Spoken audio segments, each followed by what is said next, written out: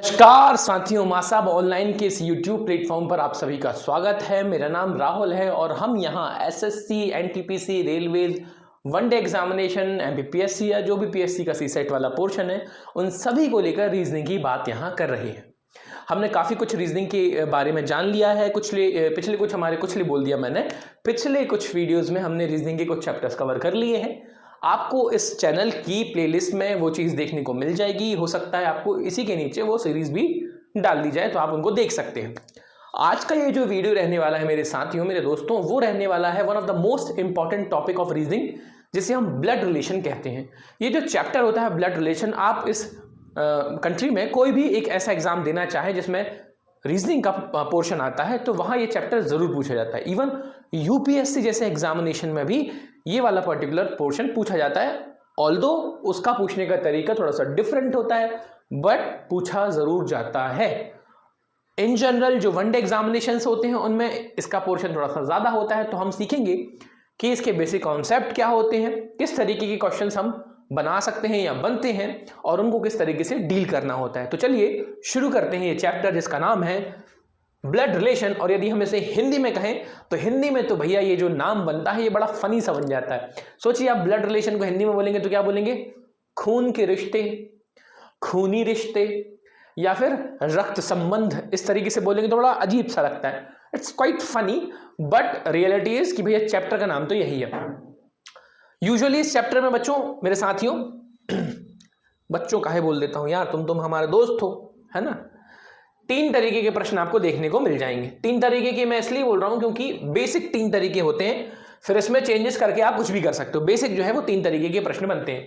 एक होता है स्टेटमेंट वाले, मतलब मैं आपको कुछ ऐसा लाइन लिख के दे दूंगा, स्टेटमेंट लिख के दे दूंगा और बोलूंगा रिलेशन निकाल के बताइए। तो एक होगा स्टेटमेंट यानी कि कथन वाले प्रश्न। अंतर क्या होता है वो तो आप चैप्टर में आगे धीरे धीरे सीख ही जाओगे। दूसरा जो प्रश्न पूछने का तरीका होता है वो होता है कोडेड। ये कोडिट लिख दिया है बेटा, एक्चुअल में ये कोडिड होता है। इसका मतलब, कोडिड का मतलब, जैसे आपने इनइक्वालिटी वाला यदि मेरा वीडियो देखा है तो मैंने आपको समझाया था ना कि जो भी बात हम नॉर्मली कह रहे होते हैं उसी को यदि तुमने अल्फा, बीटा, गामा, हैशटैग, है ना, परसेंटेज, ऐसा कुछ लिख कर बोलना शुरू कर दिया तो वही चीज क्या बन जाती है? कोड बन जाती है। बट ठीक है, वो हम करेंगे आगे। तीसरा तरीका होता है प्रश्न पूछने का इस चैप्टर में, पॉइंटिंग, इशारे वाले प्रश्न। हम बोलेंगे कि भैया किसी फोटो की तरफ इशारा करते हुए बोला गया है कि वो मेरे फलाना फलाना फलाना फलाना फलाना है। तो यानी कि आपने किसी की तरफ इशारा किया और फिर आपने प्रश्न पूछा।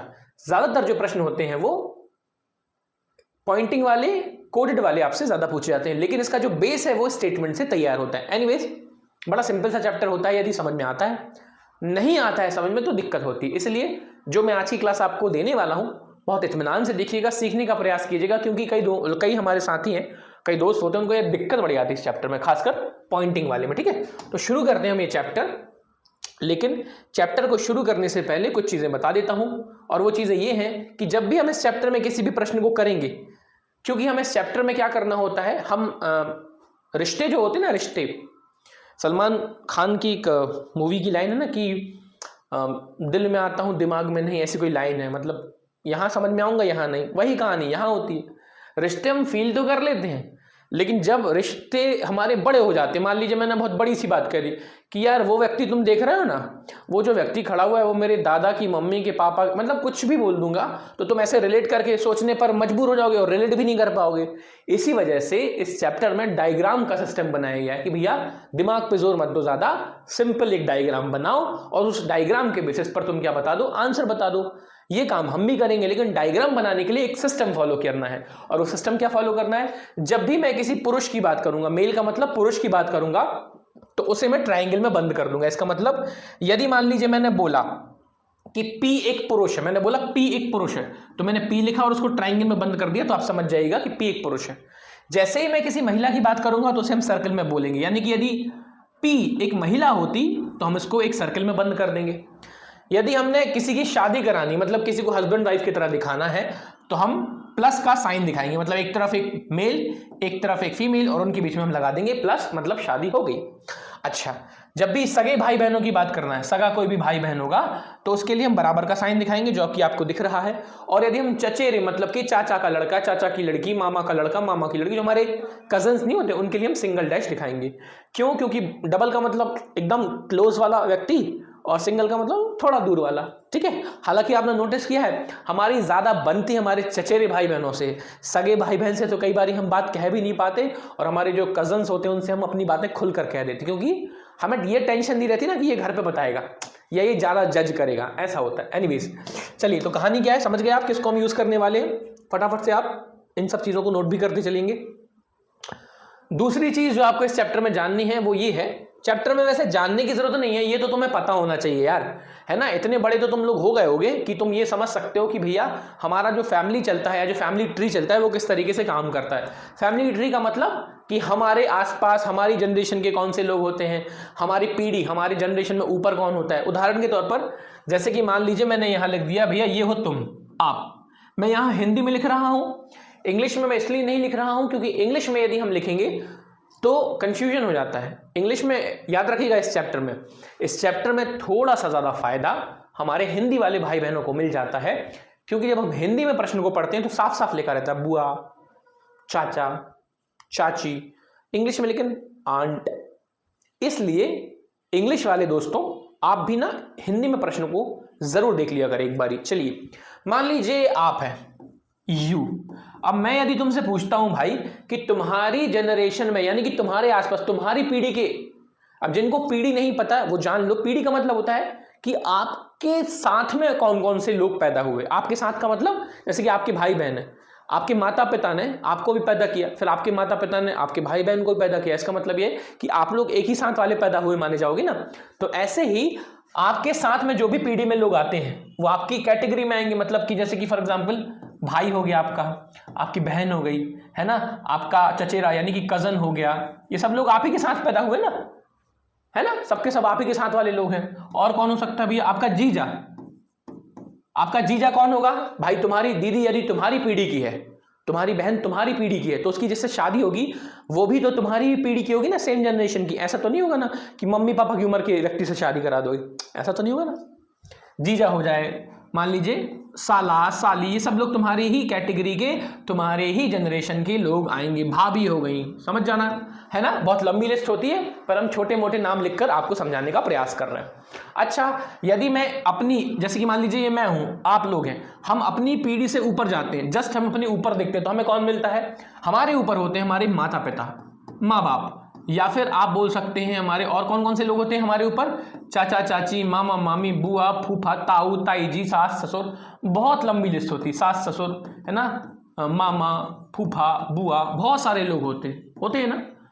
इंग्लिश में बोला जाए तो भैया मैटरनल का मतलब होता है वो लोग जो मम्मी के साइड से होते हैं। जैसे कि मान लो मुझे मामा बोलना है तो मैं मैटरनल अंकल बोल लूंगा, लेकिन जब मैंने बोल दिया पैटर्नल अंकल, इसका मतलब मैं चाचा की बात कर रहा हूं। जब भी वर्ड आता है मैटरनल, मामा साइड के रिश्तों की या मम्मी के रिश्तों की बात होती है, मम्मी से जो लगते हैं। पैटर्नल वर्ड होता है जो रिश्ते पापा की तरफ से लगते हैं, जैसे कि बुआ चाचा, इस तरीके।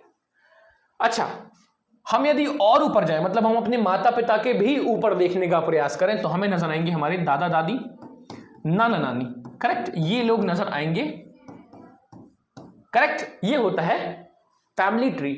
अच्छा, यदि हम अपने नीचे देखें, मान लीजिए मैं अपने नीचे देखूं तो मुझे कौन नजर आएगा, मेरा बेटा, जो कि अभी है नहीं। क्यों नहीं है, क्योंकि अभी हम क्या है, सिंगल है, ठीक है। जोक सपाट, मतलब एक बात हो रही कि यदि किसी की शादी हो जाती है तो उसकी जूनियर जनरेशन या उसके नीचे कौन होगा, उसके नीचे होगा मेरे भाई, उसके नीचे होगा उसका पुत्र, उसका बेटा, उसका बेटी, यानी कि पुत्र हो सकता है, पुत्री हो सकती है। अच्छा, साथ में कौन हो सकते हैं उसके नीचे भाई, मान लीजिए आपका कोई भाई है और उसके भी बच्चे हैं, आपका कोई भाई है, आपकी कोई बहन है, उसके बच्चे हैं, तो वो भी तुम्हारे लिए बच्चों की तरह हुए।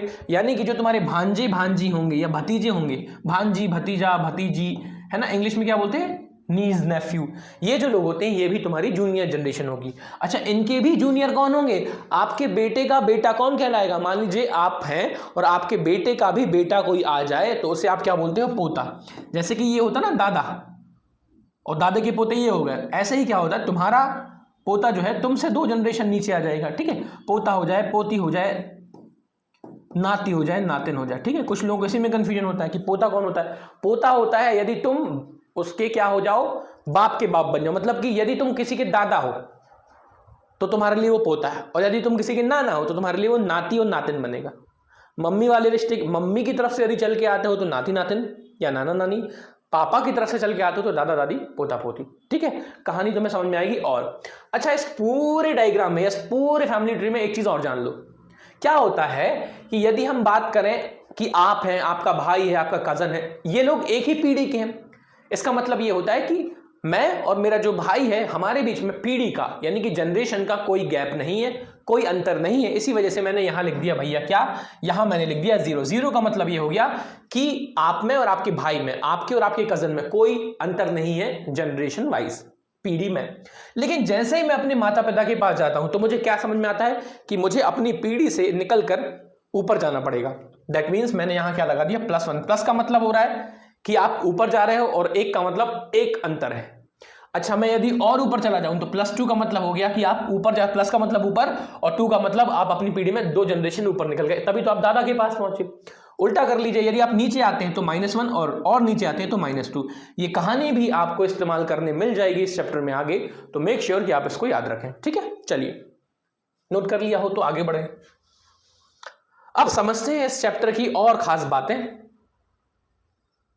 देखो, जब भी आप इस चैप्टर में कोई भी डायग्राम बनाएंगे तो डायग्राम बनाने में क्या होता है, कई लोगों को कंफ्यूजन होता है, तो मैं आपके डायग्राम के कंफ्यूजन को करने वाला हूं दूर। बहुत ध्यान से समझिएगा, बड़ा सिस्टमेटिक काम है इस चैप्टर का, बस आपको उसको फॉलो करना है। जैसे कि मान लीजिए आपको इस तरीके से कोई लाइन लिखी है, पी ए की माँ है, P is mother of A, K is paternal uncle of M, K M का, देखो अब जैसे ये पैटर्नल लिखा है ना, पैटर्नल का मतलब वही चाचा, N is daughter in law of T, N T की बहू, ये कुछ भी लिखा है वो छोड़ो। हमेशा याद रखना, हमेशा मतलब हमेशा याद रखना, 2 चीजें होती हैं, एक होता है जो आगे लिखा होता है, एक जो होता है पीछे लिखा होता है।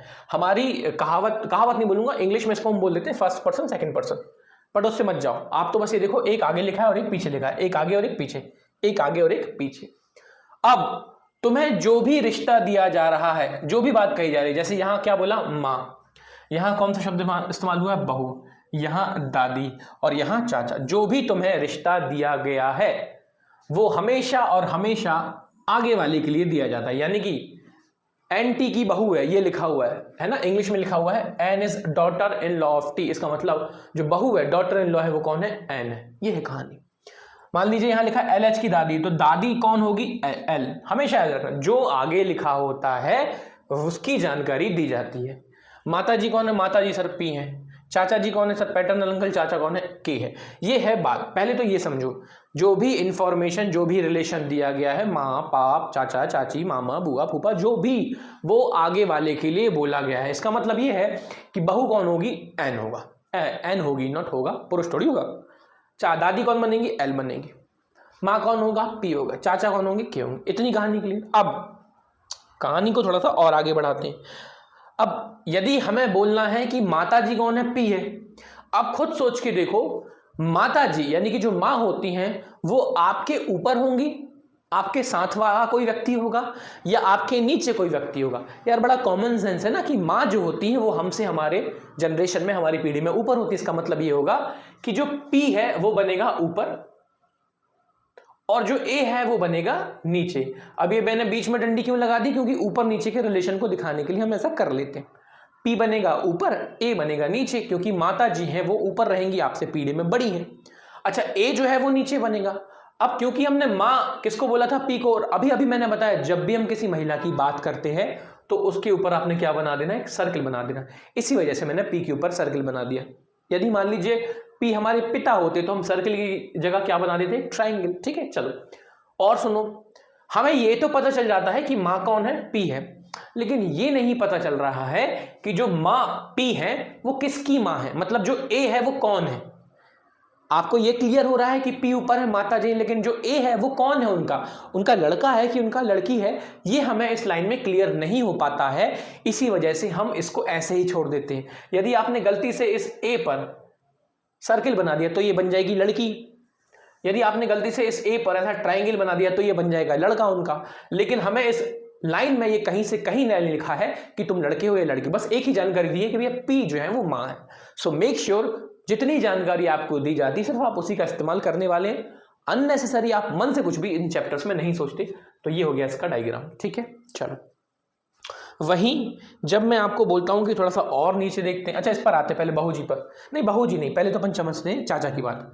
अब आपको बोल दिया गया है कि कौन है चाचा, चाचा जो है वो भैया कौन है, के है ना, यही बोला गया ना कि जो के है पैटर्नल अंकल है, यानी कि हमारे चाचा जी हैं।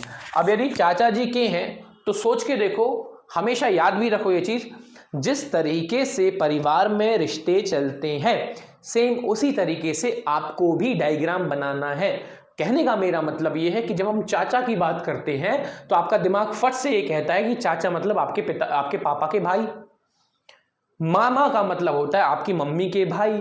तो जो परिवार में रिश्ते जिस तरीके से होते हैं सेम वैसे ही बनाना है, डायरेक्ट मत बना लीजिएगा, डायरेक्ट बनाने में दिक्कत होती है कई बारी। इसका मतलब क्या करना है आपको, यदि आप एम को बोल रहा हूं बेटा, चाचा कौन है, जो भी आगे लिखा है उसको हम बोलते हैं ना, चाचा कौन है, के है, पैटर्नल अंकल कौन है, के, इसका मतलब ऊपर कौन आएगा, सिंपल सा लॉजिक है, चाचा हैं वो बड़े हैं तो ऊपर आएंगे, तो नीचे कौन होगा, ऑब्वियस सी बात है जो दूसरा व्यक्ति बच गया, एम जो है, एक ऊपर गया तो दूसरा नीचे आ जाएगा, तो तुमने नीचे वाले को बनाया, ये बनाया तुमने एम, ठीक है। अब चाचा का मतलब पापा के भाई, तो तुमने क्या किया, सबसे पहले बना दिए अपने पापा। अब ध्यान से देखो मैंने पापा कैसे बनाए, एम के ऊपर मैंने पिताजी बना दिए। अब इनके पिताजी का नाम क्या है वो छोड़ दो, लेकिन इतना तो कंफर्म है ना कि एम के ऊपर एक मर्द, एक पुरुष, एक मेल बैठा है तो उसका बाप होगा, तो ये तुमने बना दिया। नाम से हमें कोई मतलब नहीं है, हमें तो बस रिश्ते बनाना है, ठीक है। तो अब अपन ने ये पिताजी बना दिया, और सगे भाई बहन का सिंबल क्या होता है, बराबर, सगे भाई बहन का सिंबल बराबर का चिन्ह होता है, तो मैंने वो लगाया, और फिर मैंने बाजू में बना दिया एक और पुरुष, क्योंकि हम चाचा की बात कर रहे हैं और उनका नाम क्या है, के, है ना, इसलिए एम के ऊपर उनका पिता और पिता का सगा भाई के जो है वो बन गया चाचा। इसका मतलब आप बोल सकते हो कि जो के है वो एम का चाचा है, लेकिन फिर वही बात, एक चीज कंफर्म थी हमें कि चाचा जो है वो के हैं, लेकिन एम कौन है, एम जो है वो पुरुष है कि महिला, यानी कि ये भतीजा है या भतीजी ये नहीं पता, दैट्स वाई हमने यहां कुछ भी नहीं किया। मेक श्योर कि आप मन से कोई भी काम नहीं करेंगे, क्लियर। चलिए अब आते हैं फॉर एग्जाम्पल बहू, एन टी की बहू है, ये लिखा हुआ है। अब भैया बहू है तो बहुत अच्छी बात है ना।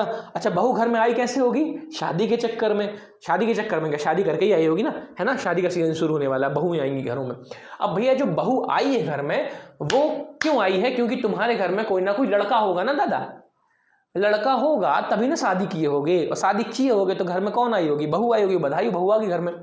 लेकिन कहानी ये है कि हम जब इसको बनाते हैं तो क्या करते हैं, कोई दिक्कत नहीं है, सेम प्रोसेस फॉलो कीजिए। बहू कौन है भैया, एन है। अब बहू जो है वो एन है, इसका मतलब परिवार में जो बहू होगी, जिसको आप बहू बोलते हो, है ना, मान लीजिए आप बहू बोल रहे हो, इसका मतलब कौन होगा, वो नीचे होगी या फिर ऊपर होगी। भाई सिंपल सी बात है, यदि आप किसी को बहू बोल रहे हो इसका मतलब यह है कि आपका कोई लड़का है और उसकी तुमने शादी कराई है, इसका मतलब पीढ़ी के हिसाब से वो तुम्हारे नीचे होगी। जैसे होता है ना, बेटा नीचे, बहू नीचे, भतीजा नीचे। लेकिन जैसे दादा नानी बोलते हो, पापा बोलते हो, चाचा बोलते हो, तो इसका मतलब ऑटोमेटिकली दिमाग ऊपर जाता है। सेम वही कहानी। तो आपको ये चीज क्लियर हो गई कि सर क्योंकि एन जो है वो एक बहू है, इसका मतलब ये एक महिला होगी, पहली चीज, और ये पीढ़ी में कहां होगी, नीचे होगी। इसका मतलब एन होगा नीचे और टी होगा ऊपर। तो चलिए अपन ने टी बनाया।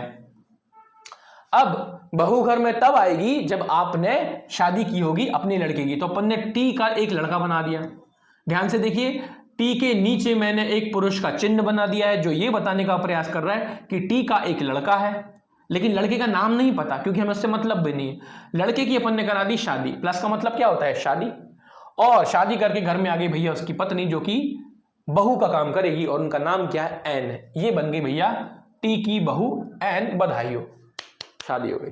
लेकिन फिर वही बात, आपने ये तो कंफर्म कर दिया कि जो एन है वो टी की बहू है, बिल्कुल सही है, टी का लड़का और उसकी पत्नी मतलब बहू। लेकिन टी खुद कौन है, सास है कि ससुर है? भाई चाहे सास हो टी, चाहे ससुर हो, बहू तो बहू कहलाएगी। इसका मतलब इसमें भी हमें ये पता नहीं लग पा रहा है कि जो टी है वो एक महिला की तरह बिहेव करेगी या पुरुष की तरह, इसीलिए आपने वहां कोई चिन्ह नहीं लगाया। ठीक है, चलिए अब बस कहानी ये है कि मैं आपको सिर्फ ये एग्जांपल इसलिए समझा रहा हूं ताकि आप जब डायग्राम एक्चुअल में करना सीखें, बनाना सीखें, तो आपको ना कंफ्यूजन नहीं होना चाहिए कि यार ये क्यों किया या ये क्यों किया। ठीक है, चलिए आगे बात करते हैं। एल एच की दादी है, यदि एल एच की दादी है तो तो इतना कंफर्म है सर कि जो दादी होती है वो एक महिला की तरह होती है, यानी कि एल एक महिला है, और क्योंकि दादी की बात कर रहा है इसका मतलब एल बनेगा ऊपर और ऑटोमेटिकली एच बनेगा नीचे। एल बनेगा ऊपर और एच बनेगा नीचे। तो मैंने क्या किया, मैंने बना दिया सबसे पहले एच नीचे, एल ऊपर बनेगा। अब दादी कौन होती है? दादी कौन होती है? दादी होती हैं आपके पिताजी की माता जी। यदि मैं नानी बोलता तो आप बोलती मम्मी की मम्मी, लेकिन मैंने बोला दादी। दादी मतलब होता है पैटर्नल ग्रैंड मदर। इसमें लिखा नहीं होगा, देखो इसमें ग्रैंड मदर बस लिखा है, लेकिन हिंदी में दादी लिखा है। इंग्लिश में यदि आप चाहें तो इसमें ऐड कर सकते हैं पैटर्नल ग्रैंड मदर, बट आपको हिंदी और इंग्लिश दोनों में देखना पड़ता है ऐसे प्रश्न। तो दादी की बात मतलब बाप, मतलब पिताजी की भी मम्मी। तो आपने क्या बोला सर, जो भी एच है उसका एक पिताजी होंगे, ये लो मैंने पिताजी बना दिए।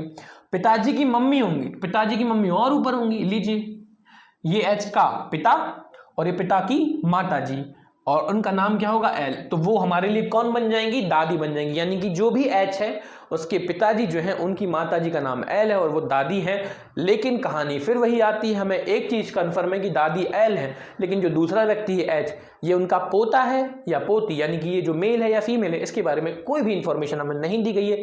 देयरफॉर हम कुछ नहीं कर सकते, हमने जितना बोला उतना कर दिया, ठीक है। तो कहानी इन पूरे 4 एग्जाम्पल में आपको ये समझनी है कि जो भी बातें आपके साथ साझा की जाती हैं सिर्फ आप उन्हीं पर ध्यान देंगे, कोई भी कार्य मन से नहीं करेंगे, अदरवाइज प्रश्न के गलत होने की संभावना बढ़ जाती है। आप इसको फटाफट से नोट कर लीजिए। मैं उठाता हूं बॉटल क्योंकि मुझे लगी बहुत ही तेज प्यास, और रिश्तों के चक्कर में अपने शरीर से और प्यास से क्या नहीं करना, कॉम्प्रोमाइज नहीं करना होता। तो रिश्ते अपनी जगह, काम अपनी जगह, इसको नोट कर लीजिए, मैं मिटा रहा हूं। चलिए क्या है, अभी जो भी आपके साथ बातें साझा की जा रही हैं या जो भी मैं आपको बता रहा हूं वो चैप्टर में क्वेश्चन करने से पहले का बेस होता है। यदि आपको इस चैप्टर के बेस में डाउट आ जाता है तो फिर वो चैप्टर पूरे तरीके से आपको कंफ्यूज करता रहेगा। इसलिए आराम से टाइम लेके पहले बेस को क्लियर कर लो दोस्तों, क्योंकि किसको क्या पसंद है बाकी छोड़ो, चैप्टर को बेस पसंद है। चैप्टर क्या भैया, किसी भी चीज का बेस इंपॉर्टेंट होता है। किसी भी चीज की यदि फाउंडेशन गड़बड़ हो जाती है ना तो सारा दिक्कत वहीं से शुरू होता है। एनीवेज, कहानी को आगे बढ़ाते हैं। कहानी को जब हम आगे बढ़ाएंगे तो आपको इस चैप्टर में 2 शब्द बहुत ही परेशान कर सकते हैं। परेशान नहीं करने को बोल रहा हूं, क्या है वो चैप्टर में 2 शब्द आपको बार बार मिलेंगे और वो कंफ्यूज इसलिए करते हैं क्योंकि डाउट बेसिकली क्या होती है, क्लियरिटी नहीं होती थॉट्स की। तो हम इसको क्लियर कर लेते हैं। क्लियर क्या करना है, ध्यान से सुनिएगा। आपको एक शब्द मिलेगा हु, हिंदी में जिसको हम बोलते हैं जो कि, जो कि, जो, या फिर कभी कभी आपको ना इसी के हु फैमिली का ही एक वर्ड मिलेगा, हुम। हु भी मिल सकता है, हुम भी मिल सकता है। हिंदी में लिखा होगा जो कि, या फिर लिखा हो सकता है जिसका, जिनकी। मतलब कहने का मतलब ये है कि WH वाली फैमिली होती है, WH है ना, जिसका, जिनकी, जो वाली फैमिली, समझ गए होंगे ना आप, ठीक है। तो आपको यदि ये लोग मिलते हैं तब क्या करना है, किस तरीके से काम होता है, ध्यान से समझिएगा। पहले तो कहानी ये है कि आप ये सेंटेंस पढ़ें।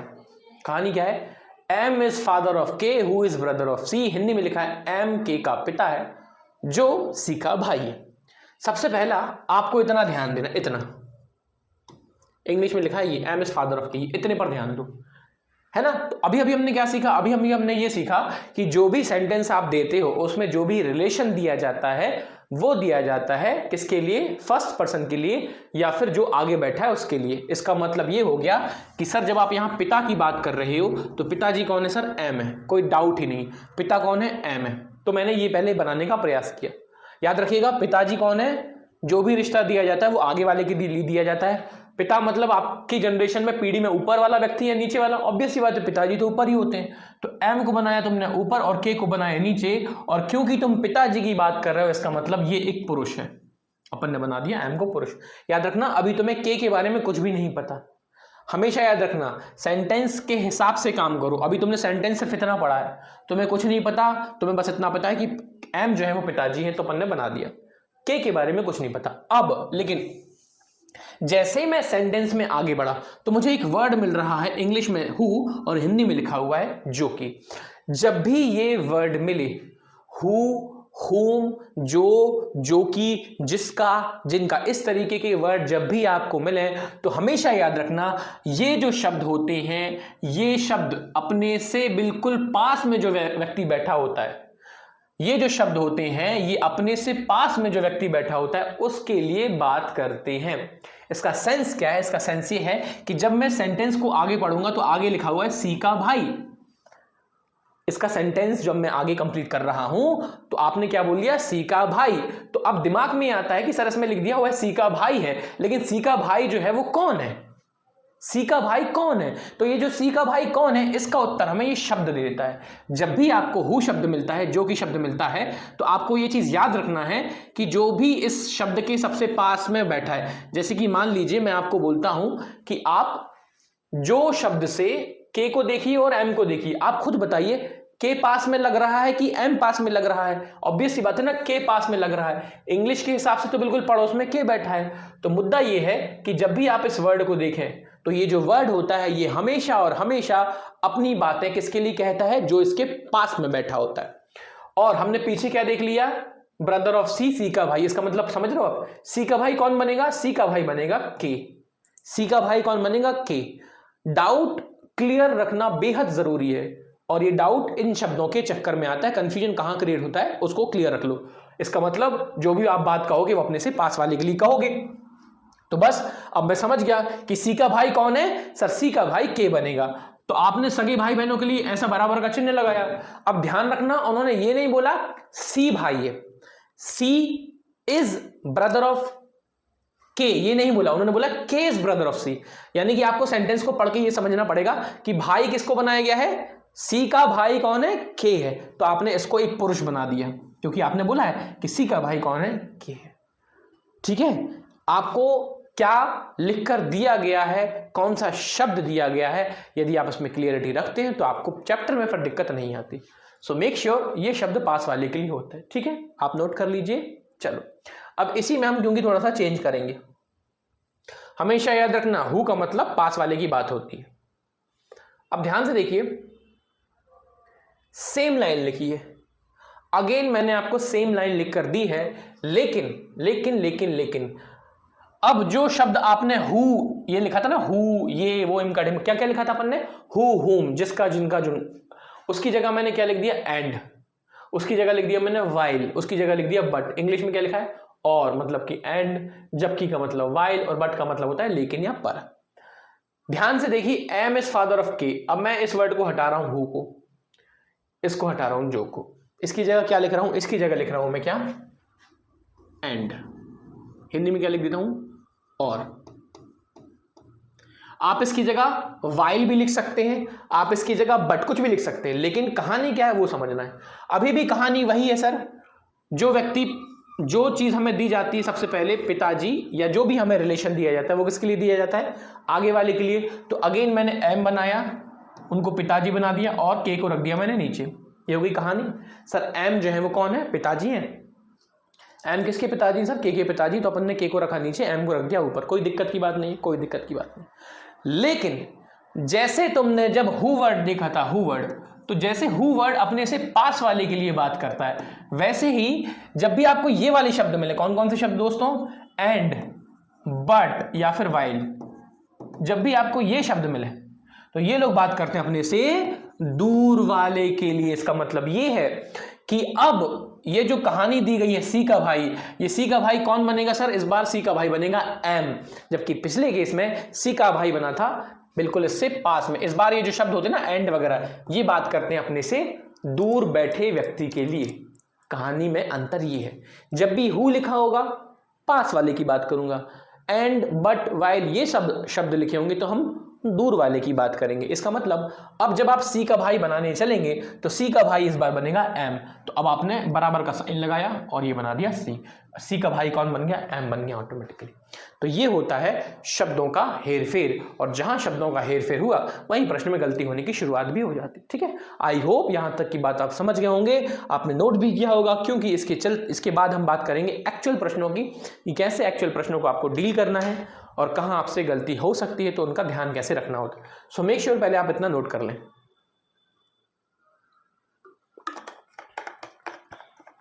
करें क्वेश्चंस, चलिए शुरू करते हैं।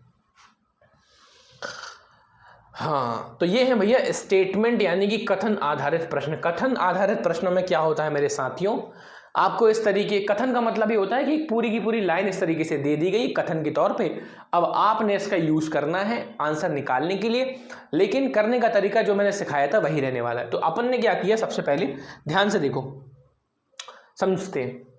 आपने क्या लिखा, सर ए बी की बहन है। अपन कलर चेंज कर लेते हैं, नहीं तो दिखेगा नहीं आपको, ठीक है। रेड कर लूँ क्या, हाँ ठीक है, रेड करता हूँ। ए बी की बहन है, तो सबसे पहले बहन कौन हुई सर, बहन हुआ सर, बहन हुई नॉट हुआ। ए बी की बहन है, इसका मतलब बहन कौन है सर, ए है ना। मैंने अभी क्या बताया, जो भी रिश्ता होता है वो आगे वाले के लिए दिया जाता है। बहन कौन हो गई सर, ए। तो अपन ने क्या किया सर, ये बनाया ए, ये बनाया सगा भाई बहन वाला सिस्टम बी, और बहन कौन है इन दोनों में, सर बहन तो सर ए है, इसका मतलब ए पर लगेगा महिला वाला साइन। अच्छा बी कौन है, अभी हमें नहीं पता होता है। ऑलवेज रिमेंबर, मन से कोई काम नहीं करना, जब तक पता है तो ठीक है, नहीं पता है कोई भी काम मन से नहीं करना। चलो आगे देखो क्या किया, फिर आगे लिखा है सी बी की माँ है, इसका मतलब माता जी कौन है, सर माता जी सर सी है। आराम से चलते चलो, माता कौन है, माता सर कौन है, सी है। लेकिन याद रखो वो किसकी माँ है, बी की माँ है। इसका मतलब ये है कि जो बी है वो नीचे रहेगा और जो सी है वो ऊपर चला जाएगा, क्योंकि माँ तो सी है। इसका मतलब क्या हो जाएगा, इसका मतलब ये हो जाएगा कि सी को बना दो सर ऊपर बी के, ये बन गई सी माता जी, ठीक है।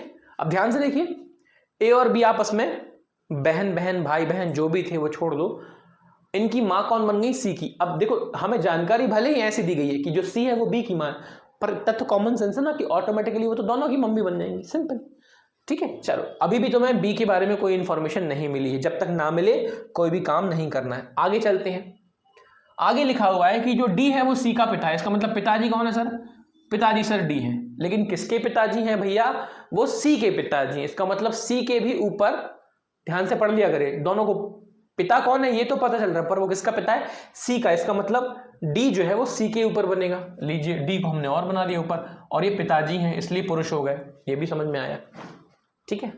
अब आगे पढ़ो, ई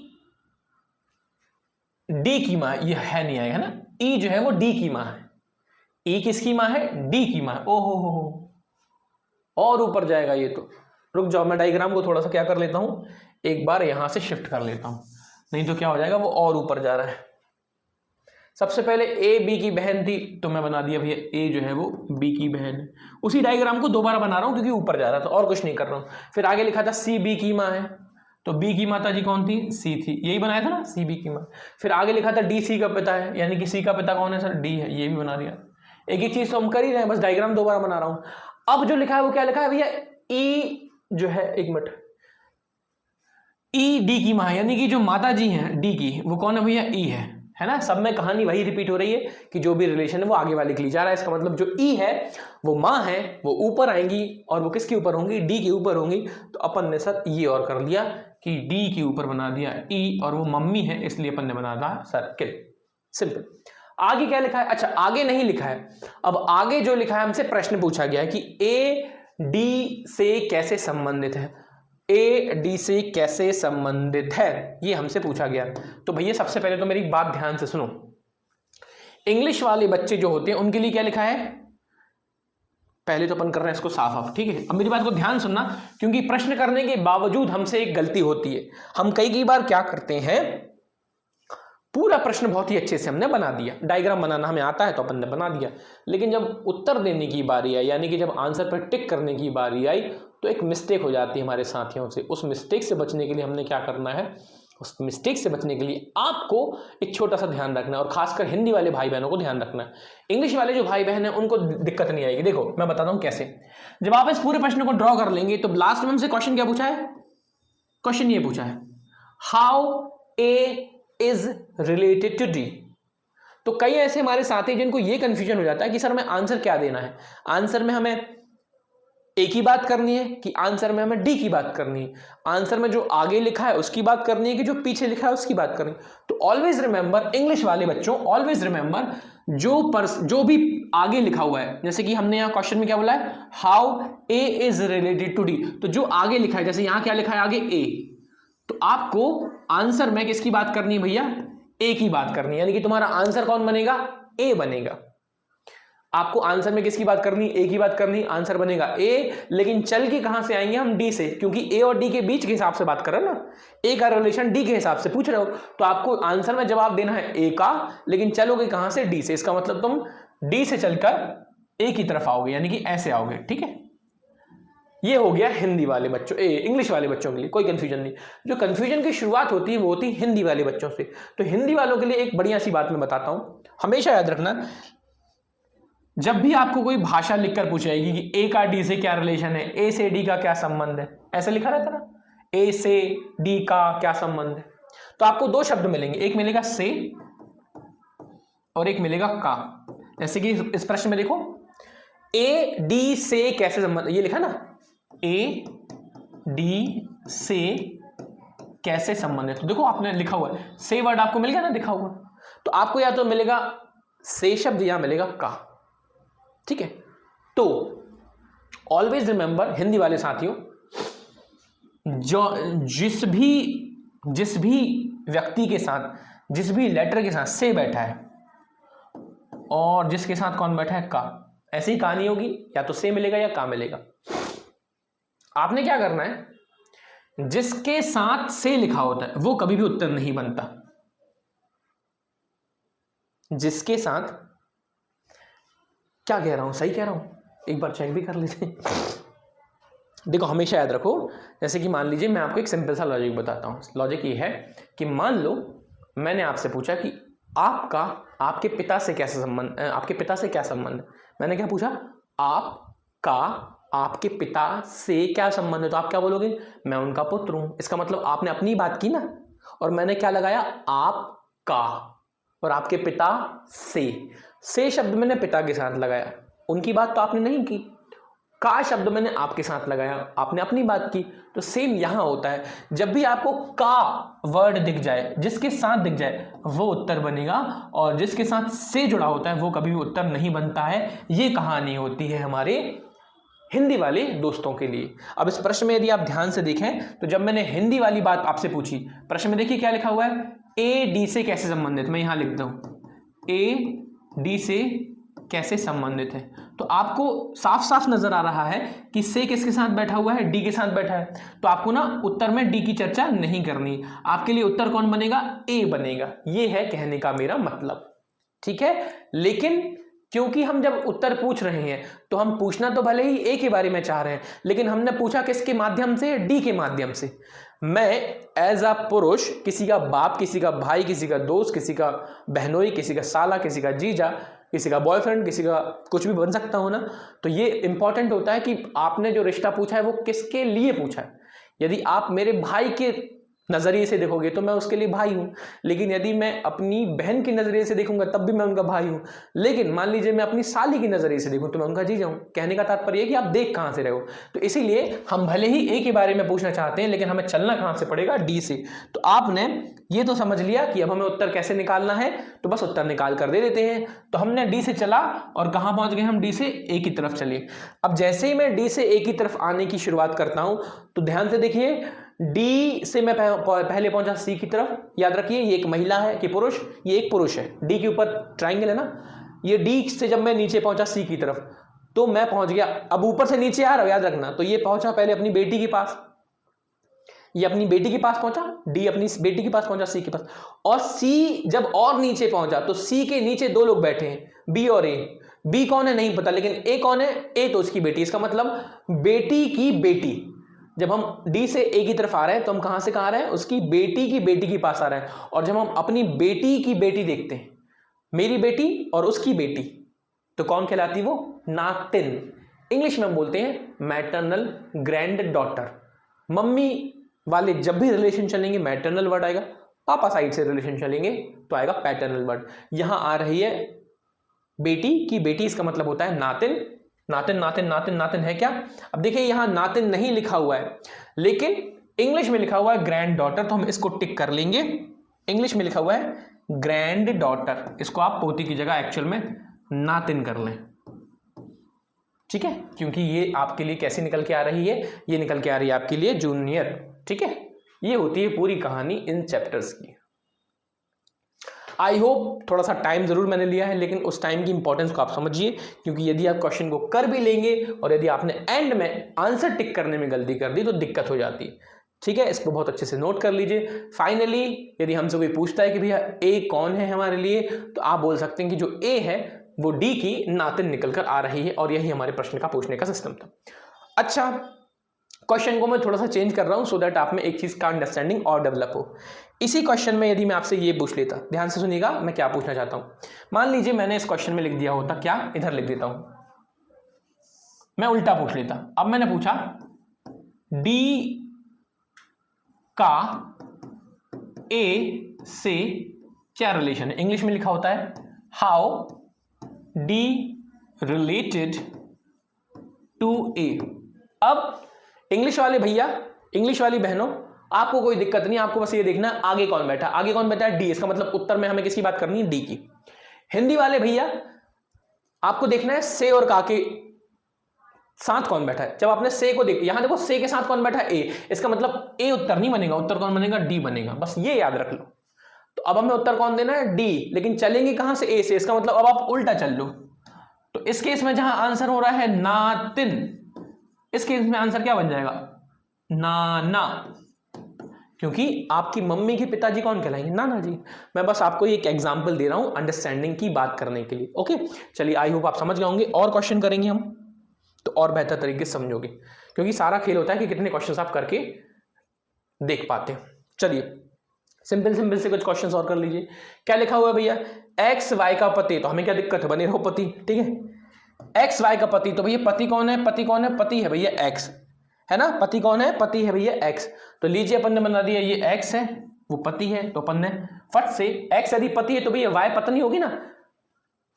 पति कौन है, एक्स, आगे लिखा रहता है, तो अपन ने पुरुष बनाया, शादी करा दी किससे, वाई से, क्योंकि एक्स यदि पति है तो वाई भैया पत्नी ही होगी, इसमें कोई डाउट तो होता नहीं है। ठीक है, आगे क्या लिखा हुआ है सर, आगे लिखा हुआ है डब्ल्यू एक्स की बेटी, तो भैया बेटी कौन है, बेटी है डब्ल्यू। कहानी बड़ी सिंपल है, जो रिलेशन है वो आगे वाले के लिए दिया है, तो उस हिसाब से काम करो। भैया बेटी कौन है, बेटी है सर डब्ल्यू, और वो किसकी बेटी है भैया एक्स की। इसका मतलब एक्स होगा सर ऊपर और डब्ल्यू चला जाएगा नीचे, क्योंकि बेटी जो है वो डब्ल्यू, बेटी मतलब नीचे, तो डब्ल्यू को अपन बनाएंगे नीचे, और वो भी किसके नीचे, एक्स के नीचे, तो अपन ने ये बना दिया डब्ल्यू। और बेटी है, बेटी का मतलब महिला, इसलिए सर्कल बना दिया। ठीक है, चलो आगे बात करते हैं सर। आगे क्या है, जेड, डब्ल्यू का पति, भैया पति कौन है, पति कौन है, पति है सर जेड। जो जेड है वो डब्ल्यू का पति, डब्ल्यू पहले से बनी हुई है, इसका पति बना दीजिए जेड को, तो अपन ने सर जेड को बना दिया इसका पति। ये लीजिए भैया, शादी करो, अपने पति को अपने साथ रखो, जेड को पति बना के। ओके, शादी ही हो रही है, महीना भी आ रहा शादी का, कोई नहीं, हमें क्या दिक्कत है। आगे चलेंगे, एन जेड की बेटी है सर। बेटी कौन है, बेटी कौन है, बेटी कौन है, एन है सर, लेकिन इस बार बेटी कौन है, एन है, और वो किसकी बेटी है, जेड की। इसका मतलब जेड ऊपर और एन बनेगा नीचे। एन को यदि हमें नीचे बनाना है तो बना देंगे, जेड तो पहले से बना, इसके नीचे हमें इसकी बेटी बनाना है जो कि एन है। बेटी इसका मतलब महिला। अब ध्यान से देखो, इन दोनों की बेटी ये कहलाएगी, है ना। मैंने भले ही जेड के नीचे बनाया पर लॉजिकली इन दोनों की बेटी है ना, ये हो गया। अब हमसे पूरा डायग्राम बनवाने के बाद ये क्या पूछना चाहते हैं, पूरा डायग्राम बनवाने के बाद ये हमसे पूछना चाहते हैं, सबसे पहले इंग्लिश में पढ़ लिया करें। इंग्लिश में लिखा हुआ है what is the relationship of N to Y, अरे भैया एन टू वाई। और हिंदी में क्या लिखा है, हिंदी में लिखा है एन का वाई से। मुझे बताओ हमें किसकी चर्चा करनी है। मैं आपको क्या बता चुका हूं, जिसके साथ का लिखा रहता है हमें उसको पकड़ लेना है, और जिसके साथ से लिखा होता है उसको छोड़ देना है। तो आपने आंसर में y की बात नहीं करनी है, आपको आंसर में n की बात करनी है, लेकिन चलना हमें y से पड़ेगा, क्योंकि रिश्ते दो लोगों के बीच के होते हैं, इसलिए आपको चलना y से और खत्म n पर करना है। तो अपन ने y से चला और n पर खत्म करने का प्रयास किया, तो मैंने y से चलने की शुरुआत की। मैं जैसे ही y से उठकर w के पास पहुंचा तो मुझे कौन मिल गई, अपनी लड़की। इन दोनों की लड़की यही है ना, तो मैं अपनी लड़की के पास पहुंचा और लड़की से भी उसकी लड़की के पास पहुंच गया। इसका मतलब ये क्या हो गया, लड़की की लड़की यहां भी क्या आ रहा है भैया, नातिन ही तो आ रहा है। क्या बात कर रहा हूं, मैंने पिछले क्वेश्चन में कोई मिस्टेक तो नहीं कर दी, क्योंकि सेम आंसर आ रहा है। ठीक है, कोई बात नहीं, आप लोग फिर से चेक कर लेना, कोई गलती की हो तो मुझे बता देना, बट हमने प्रोसीजर को फॉलो किया है, तो आंसर यहां भी नातिन आना ही चाहिए, यानी कि option number D is the correct answer.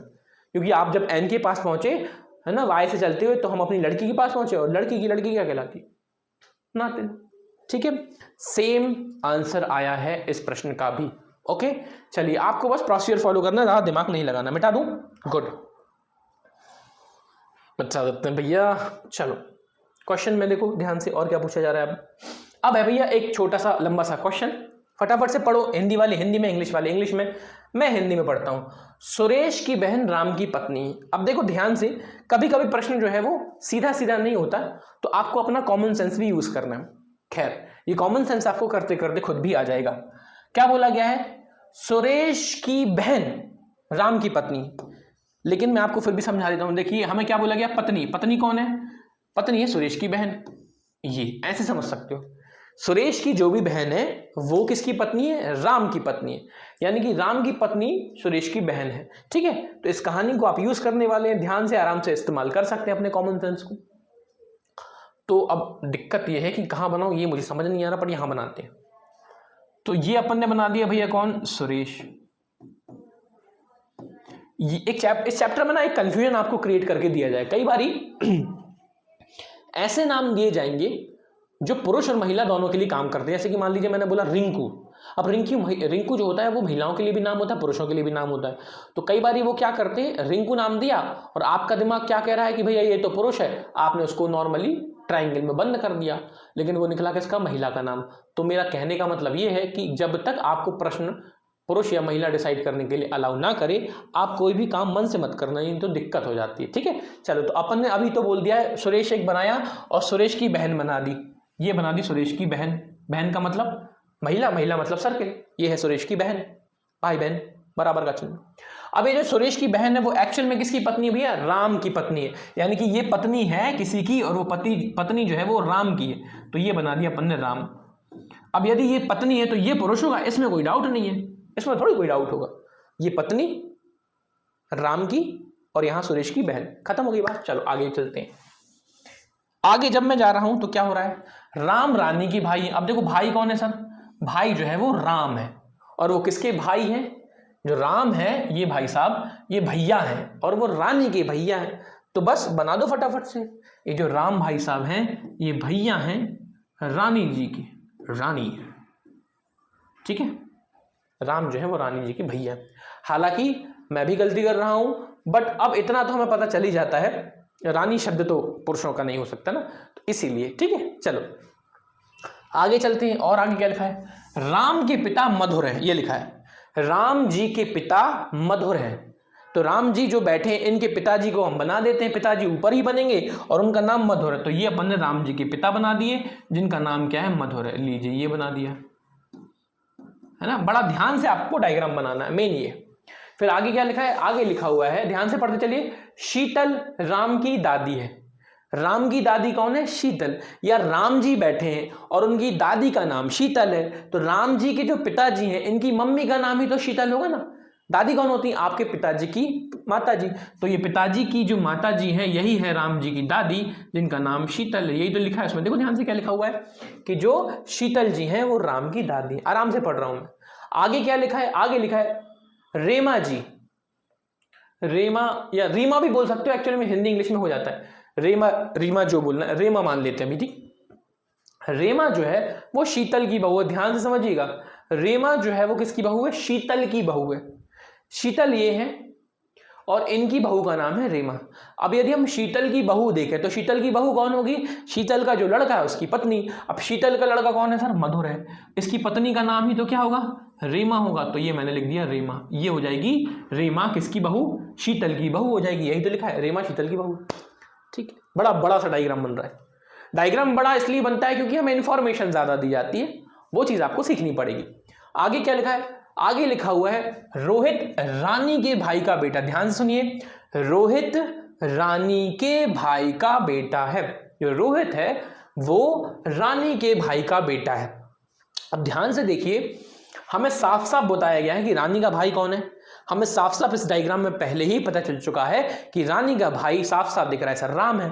और आप हमसे यही कह रहे हो कि जो भी रानी का भाई है उसी के बेटे का नाम रोहित है। इसका मतलब ऑटोमेटिकली हमें समझ में आ रहा है कि सर राम के बच्चे का नाम ही रोहित है। तभी तो ये बनेगा ना, रानी के भाई का बेटा रोहित है। अब याद रखो, हमें साफ साफ बताया गया बेटा, ये वर्ड दिया गया है बेटा। बेटा का मतलब पुरुष, तभी मैंने रोहित के ऊपर क्या लगाया है, ट्राइंगल। कोई भी काम मन से नहीं हो रहा है अभी, ठीक है। चलिए, तो इतना डायग्राम ने हमसे करवा लिया। अब क्या करना है, कुछ नहीं करना, आंसर बताना है। आंसर क्या बताना है हमें, रोहित सुरेश से, हमें पूछा गया है रोहित सुरेश से कैसे संबंधित है। जो भी हमारे इंग्लिश वाले दोस्त हैं वो देखो उसमें लिखा हुआ है who is Rohit to Suresh, who is Rohit to Suresh. इसका मतलब हिंदी वाले भैया और इंग्लिश वाले भैया आप लोग समझ होंगे कि हमें किसको ध्यान देना है। से किसके साथ बैठा है, सुरेश के साथ। से किसके साथ जुड़ा है, सुरेश के साथ। तो ये आंसर नहीं बनेगा। कौन बनेगा आंसर, मैंने हमेशा बताया ना, जिसके साथ से लगा होता है उसको छोड़ दो, जो बच गया उसको पकड़ लो। तो आपने किसको आंसर करना है सर, रोहित को, कि भैया रोहित कौन है, सुरेश से। तो सुरेश से चलो, कहाँ है सुरेश, ये है सुरेश, और कहाँ पहुंच जाओ सर, रोहित के पास पहुंच जाओ। तो जब मैं सुरेश से चलकर रोहित के पास पहुंच रहा हूं तो क्या हो रहा है, ध्यान से देखिए। सुरेश से मैं चला, ये मैं पहुंच गया अपनी बहन के पास, ये भाई बहन का साइन, सुरेश की बहन ये है, करेक्ट। और ये दोनों कौन है सर, ये दोनों तो हस्बैंड वाइफ है। सुरेश की बहन ये है और इनके लड़के का नाम है रोहित। तो आपकी कोई बहन हो और बहन का कोई लड़का हो तो आप क्या लाएंगे, आप उनके मामा हो जाएंगे और वो आपके लिए भांजा होगा। इसका मतलब सुरेश मामा जी हैं और रोहित उनका भांजा है। क्या कोई यहाँ भांजा भांजा टाइप का दिख रहा है। अब देखिए अगेन, यहाँ जो है आपको आंसर जो है इंग्लिश में सही दिया गया है, हिंदी में जो है वो भतीजा लिख देते हैं। ऐसा इस वजह से होता है क्योंकि ट्रांसलेशन में कई बार गड़बड़ होती है। यहाँ आप भांजा लिखेंगे, ओके। आंसर हो जाएगा ऑप्शन नंबर डी, क्योंकि आप रोहित की बात करना चाहते हैं कि भैया रोहित जो है वो सुरेश से कैसे संबंधित, तो आपको रोहित की बात करनी है, ठीक है। आई होप ये प्रश्न आप समझ गए होंगे, इसको नोट भी कर लीजिए और अच्छे से ध्यान भी दीजिए, ओके। चलिए अब एक और प्रश्न करते हैं फटाफट से। प्रश्न क्या है, रघु और बाबू जुड़वा हैं, लेकिन कौन है ये नहीं पता। रघु और बाबू जुड़वा हैं, हमें नहीं पता कौन है लेकिन जुड़वा हैं, ठीक है।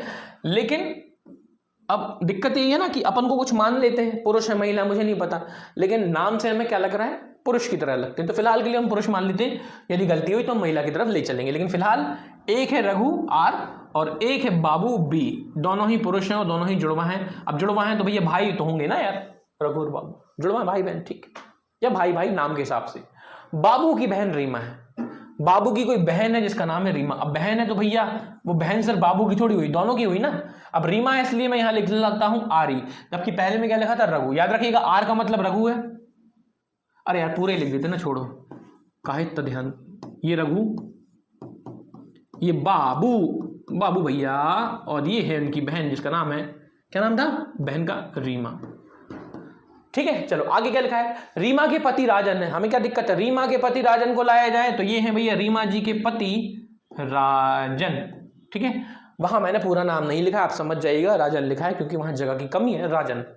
आगे लिखा है रघु की मां लक्ष्मी है, रघु की मां लक्ष्मी। रघु की क्या, इन तीनों की मां लक्ष्मी होंगी ना, क्योंकि तीनों तो भाई बहन सरीके हैं। तो इन तीनों की माता जी कौन है, इन तीनों की माता जी है लक्ष्मी। तो लीजिए भैया लक्ष्मी जी को बनाओ इनके ऊपर, मम्मी है इसका मतलब महिला है, मैंने कहा कोई दिक्कत नहीं। आगे क्या लिखा है, लक्ष्मी जी के पति राजेश हैं, लक्ष्मी जी के पति का नाम राजेश है। लो भैया राजेश जी, ये बन गए, प्लस का मतलब शादीशुदा और पति का मतलब राजेश इनका नाम है। अब बढ़िया सिंपल सा क्वेश्चन है, राजेश का राजन से, हिंदी वालों से जिसके साथ बैठा उसकी चर्चा नहीं करनी, जिसके साथ का बैठा उसकी चर्चा करनी है। इसका मतलब आंसर में आपको राजेश की बात करनी, राजेश के साथ का है ना, यानी कि आपको आंसर में कहां किसकी बात करनी है, राजेश की। लेकिन चलना कहां से दोस्त, चलना पड़ेगा आपको राजन से, है ना। तो आप राजन से चलकर इधर आ जाओ। जैसे ही तुम राजन से चल के राजेश की तरफ पहुंचोगे तो तुम्हारा उत्तर आ जाएगा। लेकिन चलो तो सही, तो राजन चलना शुरू किया राजेश की तरफ, तो बड़ा सिंपल है, पहले वो पहुंचा अपनी पत्नी के पास। ये देखो राजन की पत्नी का नाम कौन है, रीमा, और रीमा के पिताजी कौन है, राजेश। आपकी पत्नी के पिताजी का नाम राजेश है, तो पिताजी, पत्नी के पिताजी कौन होते हैं आपके, ससुर होते हैं भैया। पत्नी के पिताजी कौन होते हैं, ससुर। ससुर का मतलब इंग्लिश में क्या बोलते हैं, फादर इन लॉ, ठीक है। कहीं है father in law, father in law, father in law, father, ये है फादर इन लॉ, ससुर। ये आ गया आंसर, ठीक है। आई होप ये जो मैंने क्वेश्चंस आपको कराए हैं ये आपकी अंडरस्टैंडिंग बिल्ड करने के लिए बड़े ही इजी होंगे। अंडरस्टैंडिंग आपकी बिल्ड हो गई होगी, आई होप, ठीक है। चलिए अब ये बात मैं इसलिए बोल रहा हूँ क्योंकि दोस्तों क्या होता है कि हम चाहकर भी बहुत ज़्यादा क्वेश्चन नहीं कर पाते, है ना। अब देखिए कोडेड बेस्ड क्वेश्चन दिख रहे हैं मुझे यहाँ से, ठीक है। मुद्दा ये है कि हम बहुत ज़्यादा क्वेश्चंस नहीं कर पाते हैं, इसीलिए आपकी जिम्मेदारी बनती है कि आप खुद से क्वेश्चंस को ज़रूर ट्राई करें, क्योंकि यदि आप खुद से क्वेश्चन नहीं करेंगे तो भले ही आप यहाँ मेरे द्वारा 5, 10, 15, 20, 50 क्वेश्चन कर लो, कॉन्फिडेंस तभी बिल्ड होता है जब हम खुद से करते हैं। तो अभी के लिए फिलहाल के लिए मैं एक काम करता हूँ, हम यहीं रुक जाते हैं, कुछ क्वेश्चन आप खुद से भी ट्राई कीजिए। आपको कोई क्वेश्चंस डाउट क्रिएट करते हो तो आप मुझे भेज भी सकते हैं कमेंट सेक्शन में, आप उसको लिख सकते हैं, इमेज डाल सकते हैं। अपार्ट फ्रॉम दिस, आप यदि दूसरे सब्जेक्ट यानी कि जो हमारे कंपटीशन लेवल के दूसरे सब्जेक्ट को तैयार करना चाहते हैं उनको भी देख सकते हैं। बढ़िया से देखिए, शेयर कीजिए वीडियोस, ज्ञान लीजिए, ज्ञान बांटिए, क्योंकि जितना आप लेंगे देंगे उतना ही आपके साथ ये और बढ़ेगा। तब तक आपने क्या करना है, इस लाइफ को, पढ़ाई को एंजॉय करना, मुस्कुराना, हंसना है, और हम मिलेंगे अगले वीडियो में। Thank you.